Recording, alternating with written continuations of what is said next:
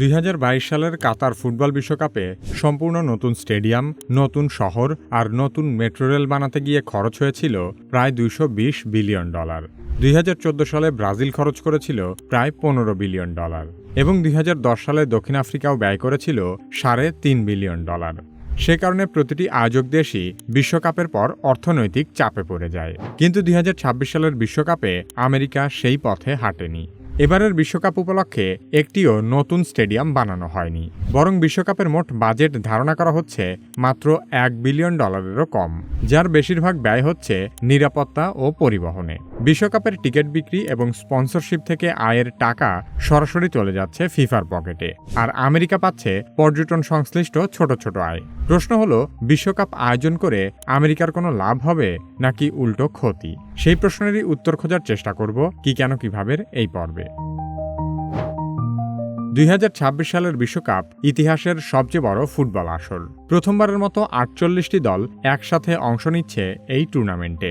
যুক্তরাষ্ট্র, কানাডা এবং মেক্সিকোর মতো 3টি দেশ মিলে এই বিশাল আসর আয়োজন করছে। তবে বিশ্বকাপের 16টি স্টেডিয়ামের মধ্যে 11টিই রয়েছে যুক্তরাষ্ট্রে। তাই এটি যুক্তরাষ্ট্রের বিশ্বকাপ বললেও ভুল হবে না। যুক্তরাষ্ট্র, কানাডা এবং মেক্সিকো 3টি দেশই উত্তর আমেরিকা মহাদেশের অংশ হলেও ভিডিওর বাকি অংশে আমেরিকা বলতে শুধু যুক্তরাষ্ট্রকেই বোঝানো হবে। বিগত বিশ্বকাপগুলোর আয়োজক দেশ কাতার, রাশিয়া বা ব্রাজিলের তুলনায় আমেরিকার অবস্থান সম্পূর্ণ ভিন্ন। পূর্ববর্তী আয়োজকদের নতুন স্টেডিয়াম তৈরি, পরিবহন ব্যবস্থার আধুনিকায়ন এবং সামগ্রিক নগর উন্নয়নের পেছনে শত শত কোটি ডলার ব্যয় করতে হয়েছিল। কিন্তু আমেরিকার ক্ষেত্রে অবকাঠামোগত ব্যয়ের চিত্রটি অত্যন্ত সাশ্রয়ী, কারণ বিশ্বমানের NFL ও অন্যান্য বড় বহুমুখী ক্রীড়া স্টেডিয়াম আগে থেকেই এখানে বিদ্যমান ছিল, যার ফলে নতুন কোনো স্টেডিয়াম নির্মাণের প্রয়োজন পড়েনি। ফলে সেই স্টেডিয়ামগুলোই ব্যবহার করা হচ্ছে এই বিশ্বকাপে। ফিফার নির্দেশনা অনুযায়ী মাঠে শুধুমাত্র প্রাকৃতিক ঘাস বসানো, দর্শক সেবা উন্নত করা এবং কিছু অস্থায়ী পরিবর্তন আনা হয়েছে। তবে স্টেডিয়াম না বানালেও ব্যয়ের পরিমাণ মোটেও কম নয়। সবচেয়ে বড় খরচ হচ্ছে নিরাপত্তা খাতে।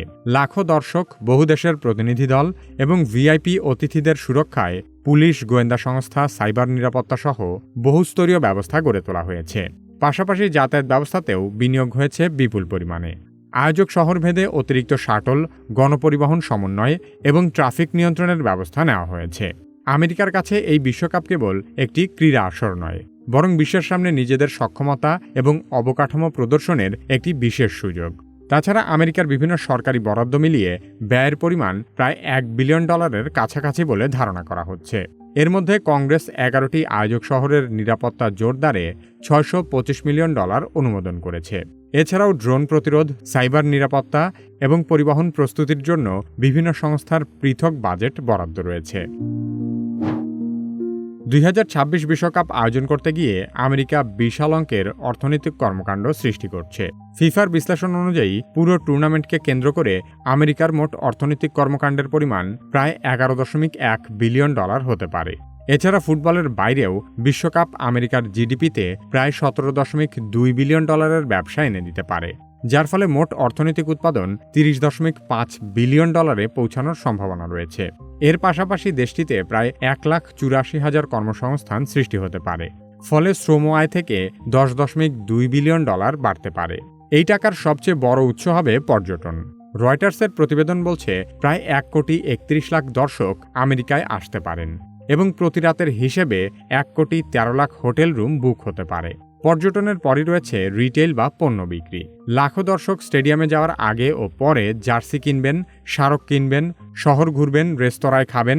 তাই পর্যটক সমৃদ্ধ এলাকার শপিং সেন্টার, রেস্তোরাঁ, ফুড ট্রাক এবং স্থানীয় ব্যবসাগুলো অতিরিক্ত ক্রেতার সুবিধা পেতে পারে। গোল্ডম্যান স্যাক্সের বিশ্লেষণ বলছে এয়ারলাইন শিল্পের জন্যও বিশ্বকাপ সামগ্রিকভাবে ইতিবাচক। ট্রেন, বাস, শাটল, অভ্যন্তরীণ ফ্লাইট সব মিলিয়ে পরিবহন খাতেও আলাদা একটা ব্যবসায়িক ঢেউ তৈরি হবে। এই সব কিছু থেকে মার্কিন সরকারও ব্যাপক লাভবান হবে। বিক্রয় কর, আয়কর, স্থানীয় ব্যবসার কর মিলিয়ে প্রত্যক্ষ ও পরোক্ষভাবে কর থেকে রাজস্ব আসতে পারে প্রায় $3.4 বিলিয়ন। অর্থাৎ সরকারের $1 বিলিয়ন ব্যয়ের বিপরীতে শুধু কর থেকেই $3.4 বিলিয়ন ফেরত আসার সম্ভাবনা রয়েছে। ফুটবল বিশ্বকাপ মার্কিন শহরগুলোর গ্লোবাল ব্র্যান্ডিং হিসেবে কাজ করছে। মায়ামি, আটলান্টা বা ডালাসের মতো শহরগুলো শুধু টিকিট বিক্রি করছে না, বরং তারা নিজেদের ভবিষ্যৎ পর্যটন, আন্তর্জাতিক বাণিজ্য সম্মেলন এবং বিদেশি বিনিয়োগের আদর্শ স্থান হিসেবে বিশ্বের সামনে রিব্র্যান্ডিং করছে। ফলে এটি আমেরিকার সফট পাওয়ার শক্তিশালী করার একটি গুরুত্বপূর্ণ সুযোগ হিসেবে বিবেচিত হচ্ছে। আমেরিকার প্রতিবেশী দেশগুলোর সাথে তুলনা করলে দেখা যায় এই বিশ্বকাপের সহ আয়োজক হিসেবে মেক্সিকো এবং কানাডার আপেক্ষিক অর্থনৈতিক লাভ ভিন্ন মাত্রার। মেক্সিকো প্রায় $3 বিলিয়ন আর্থিক সুবিধা আশা করছে, যা তাদের তুলনামূলক ছোট অর্থনীতির ক্ষেত্রে উল্লেখযোগ্য ইতিবাচক প্রভাব ফেলতে পারে। অন্যদিকে কানাডা $3.8 বিলিয়ন কানাডিয়ান ডলারের আর্থিক সুবিধা আশা করছে, কিন্তু কানাডার আয়োজন ব্যয় $700 মিলিয়ন পৌঁছানোয় দেশটির নাগরিকরা বাড়তি কর দেওয়ার শঙ্কায় রয়েছে। বিশ্বকাপ আয়োজন করতে আমেরিকাকে নিরাপত্তা, যাতায়াত, জনসমাগম নিয়ন্ত্রণ, প্রযুক্তি এবং আয়োজক শহরগুলোর পরিচালনায় শত শত মিলিয়ন ডলার ব্যয় করতে হচ্ছে। এই অর্থের বড় অংশ সরাসরি ফেরত আসবে না, কারণ এগুলো কোনো ব্যবসায়িক বিনিয়োগ নয়, বরং একটি বৈশ্বিক আসর নিরাপদ এবং সুষ্ঠুভাবে পরিচালনা করার জন্য সরকারি ব্যয়। তাই অর্থনীতিবিদদের মতে আমেরিকা সরকার যা খরচ করছে তার প্রতিটি ডলার সরাসরি আয় হিসেবে ফিরে আসবে এমন কোনো নিশ্চয়তা নেই। বিশেষ করে নিরাপত্তা ও কাঠামোগত পরিচালনার অনেক ব্যয়ই দীর্ঘমেয়াদে সরকারি খরচ হিসেবেই থেকে যাবে। তবে তার মানে এই নয় যে বিশ্বকাপ আয়োজন করে আমেরিকা লোকসানে পড়ছে, কারণ সরকারের সরাসরি ব্যয় এবং দেশের সামগ্রিক অর্থনৈতিক প্রভাব এক বিষয় নয়। সরকার সরাসরি ব্যয়ের একটি অংশ ফেরত না পেলেও পর্যটন, হোটেল, পরিবহন, খুচরা ব্যবসা, কর আদায় এবং আন্তর্জাতিক ব্র্যান্ডিংয়ের মাধ্যমে অর্থনীতিতে যে অতিরিক্ত কর্মকাণ্ড সৃষ্টি হচ্ছে তা এই ব্যয়ের একটি বড় অংশ পরোক্ষভাবে পুষিয়ে দিবে। তাই অধিকাংশ অর্থনীতিবিদদের মূল্যায়ন হল আমেরিকার মতো বিশাল ও আগে থেকেই উন্নত অবকাঠামো সমৃদ্ধ অর্থনীতির ক্ষেত্রে 2026 বিশ্বকাপ বড় ধরনের অর্থনৈতিক লাভের সুযোগ তৈরি করছে। ফিফার বিভিন্ন ব্যবসায়িক পার্টনারদের রিপোর্টে দাবি করা হচ্ছে যে এই টুর্নামেন্ট আমেরিকার জিডিপিতে $41 বিলিয়ন ইতিবাচক প্রভাব ফেলবে এবং প্রায় 8,24,000 কর্মসংস্থান সৃষ্টি করবে। কিন্তু স্বাধীন অর্থনীতিবিদরা এই সমস্ত দাবিকে চরম অতিরঞ্জিত এবং রাজনৈতিক প্রচার হিসেবে মনে করছেন। আমেরিকার জিডিপিতে এই ইভেন্টের প্রভাব হবে মাত্র 17 থেকে $17.2 বিলিয়ন, যা সমগ্র মার্কিন জিডিপির মাত্র 0.05% থেকে 0.2%।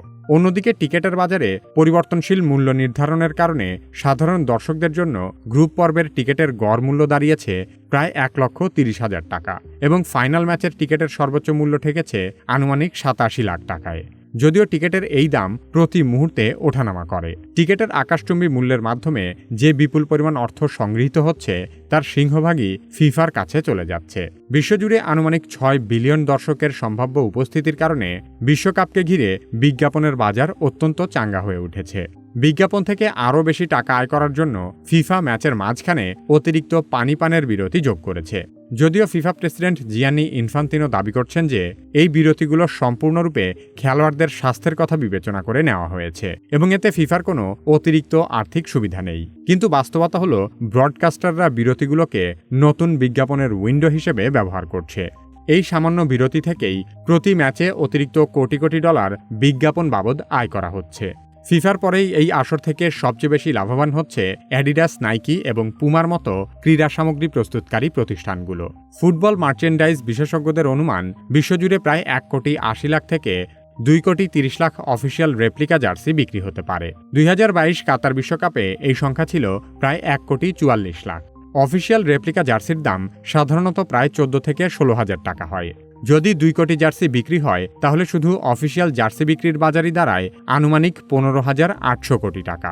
সে কারণেই ফুটবল বিশ্বকাপ শুধু একটি ক্রীড়া প্রতিযোগিতা নয়, এটি বিশ্বের অন্যতম বৃহৎ ব্যবসা।